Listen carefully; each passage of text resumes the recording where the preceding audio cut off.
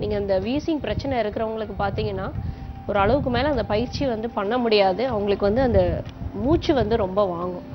So இவங்க வந்து எவ்வளோ ஆசனங்களை எவ்வளோ அனாவசியமா பண்றாங்கன்றதை நீங்க பார்க்கணும். அவங்களோட உணவு முறையெல்லாம் பார்த்தீங்கன்னா வெறும் இயற்கை உணவு தான். காலையில வெறும் கனி பழங்கள், மத்தியானமும் அதே மாதிரி தான், சாயங்காலமும் அதே மாதிரி தான். அவங்க சமைச்ச உணவே வந்து சாப்பிட்றதில்ல. இவங்க என்னென்ன பயிற்சிகள் பண்றாங்கன்றதை பார்க்கலாம். இப்போ மூச்சு பயிற்சி, அனுலோமா விலோமா அப்படின்ற ஒரு பயிற்சி இப்போ பண்ண போறாங்க. இப்போ 2 மூக்கு வழியா 5 மூச்சு இழுத்து விடுங்க. மூச்சு இழுத்து மெதுவா விடணும். உடம்பு ஆடவே கூடாது. அதாவது திருமூலரோட கூற்றுப்படி பார்த்தீங்கன்னா 16 செகண்ட் இழுக்கணும், 64 செகண்ட் நிறுத்தணும், 32 செகண்ட் விடணும். நீங்க இழுத்துட்டே இருங்கம்மா. இந்த கூற்றுப்படி அவங்க பண்ணலைன்னாலும் இழுக்கிறத மூச்சை விட விடுறது வந்து 2 மடங்கு அவங்க அந்த மூச்சை மெதுவா விட்டுட்டாலே உங்களோட லங் கெப்பாசிட்டி வந்து நம்ம லங் நல்லா இம்ப்ரூவ் பண்ண முடியும். இப்போ நாசிக முத்ரால அவங்க ஒரு மூக்கு வழியா இழுக்க போறாங்க. ஒரு மூக்கு வைங்க, வலது மூக்கை மூடி இடது மூக்கு வழியா இழுக்கணும்.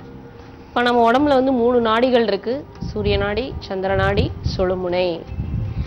இப்போ அவங்க பண்றது வந்து பேதனா, அதாவது இடது மூக்கில் இழுத்து வலது மூக்கில் விடணும், வலது மூக்கில் இழுத்து இடது மூக்கில் விடணும்.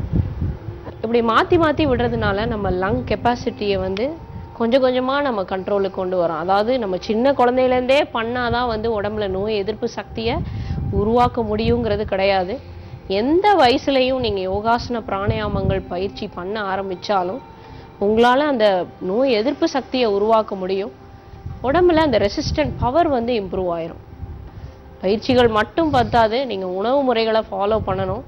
அது ரொம்ப முக்கியம். அந்த பிரச்சனை சரியாகிற வரைக்குமாவது நீங்கள் வந்து இயற்கை உணவு முறை, வெஜிடேரியன் டயட் வந்து ரொம்ப முக்கியம். சரி, கைகளை போடுங்க. இப்போ யோக முத்ரா, கை பின்னாடி கட்டி முன்னாடி குனியணும். அதாவது யோகாசனங்கள் பண்ணுறதுக்கு வயசுகள் வந்து தடையில்லை அப்படின்னு சொல்லுவாங்க. எந்த வயசுலையும் நீங்கள் ஆசன பிராணாயாமங்களை பண்ணலாம். உடம்புல உங்களுக்கு ஃப்ளெக்சிபிலிட்டி தான் வந்து ரொம்ப முக்கியம். நான் குண்டாக இருக்கேன் அதனால என்னால் பண்ண முடியல, நான் ஒல்லியாக இருக்கேன் அதனால என் உடம்பு ஸ்டிஃபாக இருக்கேன் என்னால் பண்ண முடியாது அப்படிங்கிறது கிடையாது. எல்லா பயிற்சிக்குமே வந்து ஒரு முன்பயிற்சி பண்ணி நீங்கள் பண்ண ஆரம்பிச்சிங்கன்னா உடம்புல அந்த ஃப்ளெக்சிபிலிட்டி வந்து நீங்கள் கொண்டு வரலாம். மெதுவாக எழுந்துருங்க. 2 மூச்சு. இப்போ பஸ்சிமோத்தாசனம். சொன்ன மாதிரி டயபெட்டிக்கு ரொம்ப முக்கியமான ஆசனம் இது, பஸ்சிமோத்தாசனம். 60 வயசுல எல்லாராலையும் எவ்வளோ பேர் இப்படி கீழே உட்கார முடியும் உங்களால்? அதை யோசிச்சு பாருங்க. இப்போ இதெல்லாம் 30-35 வயசுலேயே எலும்பு தேய ஆரம்பிச்சிருது, கீழே உட்கார முடியல நம்மளால. விட்டமின் டி டிஃபிஷியன்சி அப்படின்னு அதை சொல்றதே வந்து அவங்க ரொம்ப ஸ்டைலாக தான் அதை சொல்றாங்க. 60 வயசுல அவங்க உடம்பை எந்த அளவுக்கு வளைக்கிறாங்க. நேரம் வாங்க. 2 மூச்சு. படுத்து கபாலபதி. கபாலபதி கபாலபதி கபாலம்னா என்ன? மூளை. மூளைக்கு இரத்த ஓட்டத்தை சீராக கொடுக்கக்கூடியது தான் வந்து இந்த கபாலபதி. கபாலபதியில் நீங்கள் முக்கியமாக கவனிக்க வேண்டியது என்னன்னா, நீங்கள் மூச்சை எக்ஸேல் பண்ணும்போது லங்ஸ் வந்து செஸ்ட் வந்து எக்ஸ்பேண்ட் ஆகணும், வயிறு வந்து உள்ளே போகணும். அது ரொம்ப முக்கியமான விஷயம். மூக்கை சீந்துற மாதிரி நீங்கள் ஒரு 10லேருந்து 20 தடவை பண்ண ஆரம்பிச்சிடலாம். லங்ஸை சுருக்கக்கூடிய கெப்பாசிட்டியை வந்து இம்ப்ரூவ் பண்ணும். மெயினாக அந்த ஆஸ்துமா, வீசிங், அலர்ஜி இவங்களுக்கெல்லாம் வந்து பார்த்தீங்கன்னா மூச்சை இழுக்கிறத விட அந்த மூச்சை விடுறது தான் வந்து அவங்களுக்கு ரொம்ப கஷ்டமாக இருக்கும். மூச்சை விட முடியாமல் தான் அவங்களுக்கு வந்து அந்த இது வந்து காஃப் வழியாக வெளியில் வர்றது. இந்த கபாலபதி பண்ண ஆரம்பிக்க அவங்களுக்கு வந்து இந்த லங் கெப்பாசிட்டி வந்து நல்லா இம்ப்ரூவ் ஆகும். இப்போ பஸ்திரிகா, மூச்சை இழுக்கிறதும் விடுறதும் ஒரே மாதிரி இருக்கணும். அலர்ஜிக்கு ரொம்ப முக்கியமான பயிற்சி இது பஸ்திரிகா. மூச்சு இழுக்கிறதும் விடுறதும்.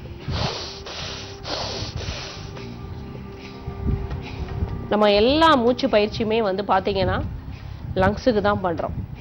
நீங்கள் வயிறை வெளியில் இழுக்கிறது அந்த மாதிரிலாம் நீங்கள் மூச்சு இழுக்கும் போது வயிறை வெளியில் கொண்டு வர்றது, உள்ளே எடுக்கும் போது வயிறை உள்ளே எக்கிறது, அந்த மாதிரி பயிற்சி தேவையில்லை. லங்ஸை நீங்கள் எக்ஸ்பேண்ட் பண்ணி பண்ணும்போது ஆட்டோமேட்டிக்காக அது அதோட வேலையை செய்யும். சரி, நல்லா சத்தமா 2 மூச்சு. விபரீத கரணி.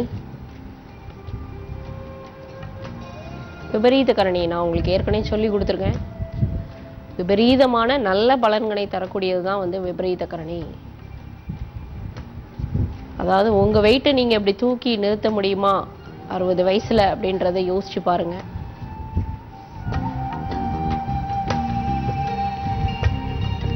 அப்படியே ஹலாசனம். சைனஸ்க்கு ரொம்ப முக்கியமான பயிற்சி இந்த ஹலாசனம். அதாவது நமக்கு பனிக்காலத்துல வரக்கூடிய அந்த கப நோய்கள், ஆஸ்துமா, வீசிங், அலர்ஜி, சைனஸ், இந்த மாதிரி பிரச்சனைகளுக்கு பண்ணக்கூடிய ஆசனங்களை தான் இவங்க பண்ணிட்டு இருக்கிறாங்க. மெதுவா இறக்குங்க, கீழே இறக்கிடலாம். படுத்துக்கோங்க, நல்லா சத்தமா 2 மூச்சு. மச்சாசனம். இவ்வளவு நேரம் நம்ம பயிற்சி பண்ணதுக்கு வந்து இது ஒரு மாற்றாசனம். மச்சாசனம், பின்வளைவு ஆசனம். அதாவது இந்த ஆஸ்துமா, வீசிங் பிரச்சனை இருக்கிறவங்களுக்கு இந்த பயிற்சி ரொம்ப முக்கியம். இவங்க ரொம்ப நாள் பயிற்சியில் இருக்கிறதுனால இதை ரொம்ப எளிமையாக பண்ணுறாங்க. நீங்கள் வந்து அடியில் ஏதாவது ஒரு தலகாணியோ அந்த மாதிரி வச்சு நீங்கள் இந்த ஆசனத்தை பழகலாம். மூச்சை இதில் நீங்கள் வெளியில் விடும் போது உங்களோட அந்த லங்ஸை சுருக்கிற கெப்பாசிட்டி வந்து அதிகரிக்கும். கொஞ்சம் கொஞ்சமாக நீங்கள் அந்த அதாவது லங்ஸோட கெப்பாசிட்டி இம்ப்ரூவ் ஆகுதுன்றதை நீங்கள் எப்படி பார்த்தீங்கன்னா, அதாவது உங்களுக்கு அந்த காஃப் வந்து குறைய ஆரம்பிக்கும். ரொம்ப தும்மல் இருக்கிறவங்க, அலர்ஜி இருக்கிறவங்களுக்கு இந்த தும்மலோட எண்ணிக்கை வந்து குறையும். மெதுவாக எடுத்துருங்க, புறப்படுங்க. தனுராசனம். இவங்க சிங்கப்பூர்லேருந்து வந்திருக்காங்க. இன்ஃபர்மேஷன் டெக்னாலஜி பிடெக் வந்து ரெகுலரில் போய் 3 வருஷம் அங்கே படிச்சுட்டு இருக்கிறாங்க. அப்படியே ரோல் பண்ணுங்க.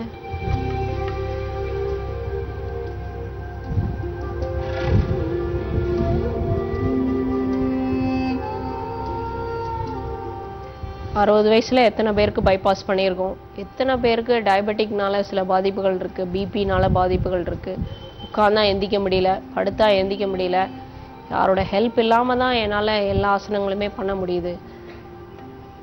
இந்த மாதிரி நம்ம எத்தனை பேர் வந்து இருக்கிறோம். அதுக்கு இவங்க ஒரு உதாரணம். ஆசன பயிற்சிகள் பண்ணி அவங்களோட பிரச்சனையும் சரி பண்ணிட்டு இன்னைக்கு அவங்கள வந்து அவங்களோட வாழ்க்கையை வந்து ரொம்ப சந்தோஷமா இருக்கிறாங்க. சக்கராசனம்.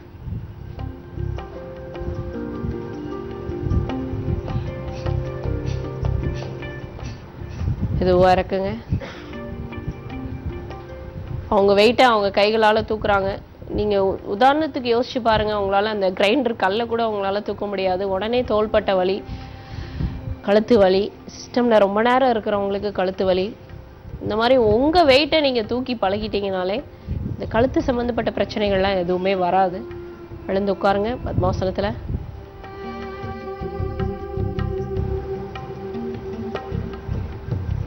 நல்லா நேராக நிமிர்ந்து உட்காரணும். இன்னைக்கு டாக்டர் கலைமதி வந்து 60 வயசுல அவங்களோட பிரச்சனைகளை யோகாசன பிராணாயாமங்கள் பண்ணி இயற்கை உணவு முறையில் இருந்து சரி செஞ்சுக்கிட்ட மாதிரி நீங்களும் இந்த நிகழ்ச்சியை பார்த்து உங்களோட செய்யக்கூடிய ரொம்ப எளிமையான பயிற்சிகளை தான் நான் சொல்லித்தரேன். பழகி பயன்பெறணும்னு நான் கேட்டுக்கிறேன். நாளைக்கு வேறொரு ஆசனத்தோட நான் உங்களை சந்திக்கிறேன். நன்றி.